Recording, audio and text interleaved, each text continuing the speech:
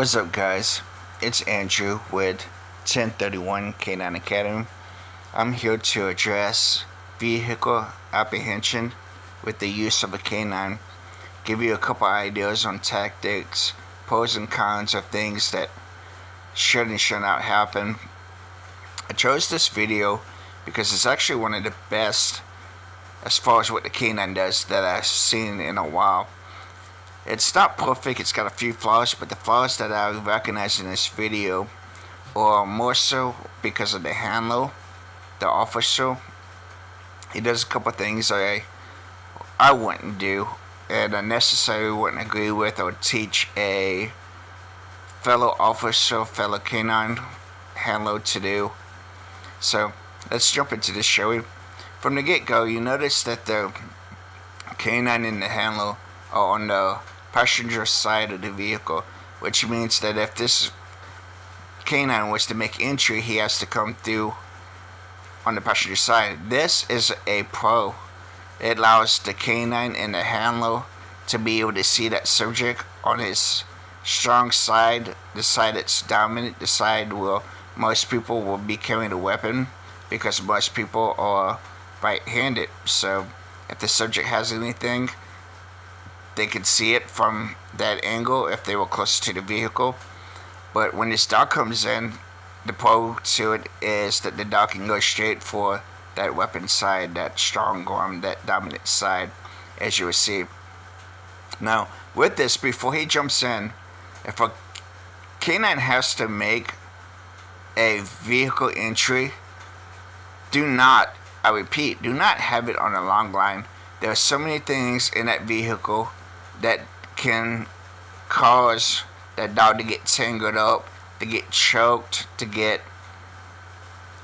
the leash used against it. There's no reason that that dog should be making entry with a leash on.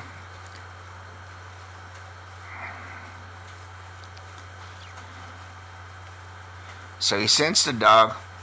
Notice the dog goes for the shoulder. I kind of wish the dog would go more for the wrist area and control that, but you know, it's not me. The dog going for the wrist and pulling, the subject kind of spreads him out, keeps him from being able to fold in to go for any kind of weapon. So when the dog, another thing too, when the dog was sent in, that officer should or could have been already on that driver's side to make a removal of the subject. That dog could have been given a command from a distance to make entry into the vehicle. Having the dog and the handler on the other side without backup gives that subject control of the situation. He can flee on foot, or he can flee in the vehicle. He can barricade in the vehicle. More so, I mean, he moves up that driver's side window, then what? How is the dog going to get in? You're going to have to make contact and break it. So that right there, I love how the dog is going with the handler, but he's keeping the grip. He's not loosening up the grip. There's a different technique to do to be able to make it so that the handler or the officer gets the strong arm when the subject comes out, but I can't really talk about that or demonstrate it in this video without confusing people or having to give a visual to keep it from being confused. I love that. Love how the dog is pulling the subject.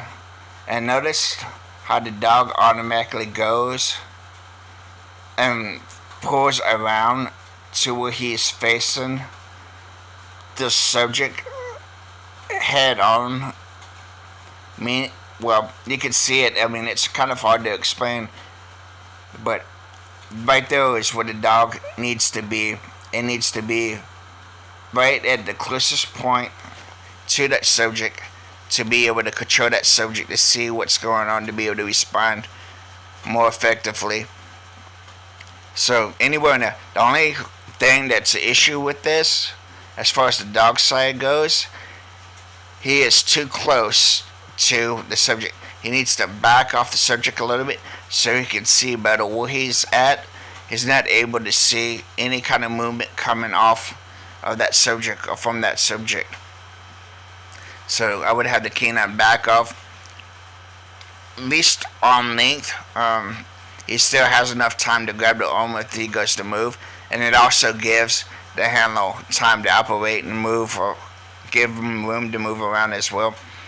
As far as the handler goes, the handler should not be straddling that subject without having something making contact. There should be at least 3 points of contact. Both hands, a knee, the shin, the butt, something. But you need 3 points of contact on that subject if you're in a situation like that. There's no reason that he should be popped up on that subject like that, trying to come across. Because that subject grows, then guess what? He has them in the guard, he has them in it, and the dog has to back up to engage. And by the time the dog backs off and engage, if this guy goes to whoa, the dog could accidentally engage the handler.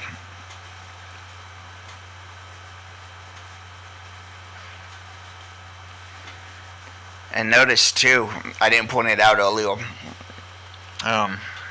but notice how the dog, as soon as the handler got hands on with the subject, the dog automatically released.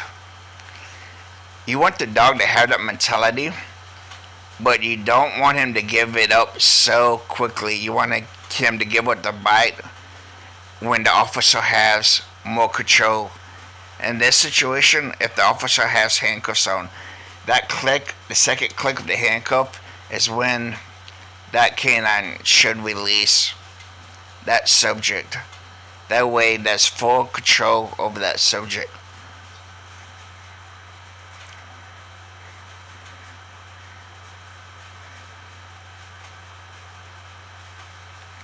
Notice how the dog's not moving, not trying to make any. So, walk through. Dog's scent.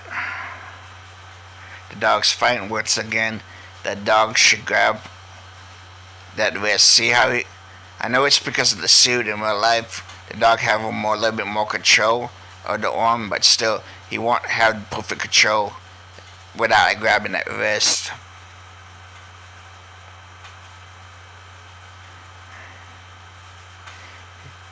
He's biting, he's fighting. Notice the subject grabs the steering wheel a little bit more. That is where the officer needs to be on the other side to keep that from happening. Because if that vehicle's running and that guy gets bit, he can floor it, and that dog is inside that vehicle with no way to get out except for the way it came in. So that's another reason too. You need an officer right there to quick respond. It should be a team effort. It should be milled. So he comes in, the officer pops the door open, and the way he pops the door open too, he doesn't walk with the angle of the door. He pops the door open and he pushes it away. That way when he does grab the subject, he can grab the subject like that, keep the subject's back to him. That's a good thing right there. Mostly it's that right there that I don't agree with the handler. There's no reason he shouldn't be making 3 points of contact. He should have had that dog release when he handcuffed. I know with the bite suit it makes it hard to cuff, but he still could, cuff and get the dog used to the clicking sound. There's no reason that the leash should be on that dog.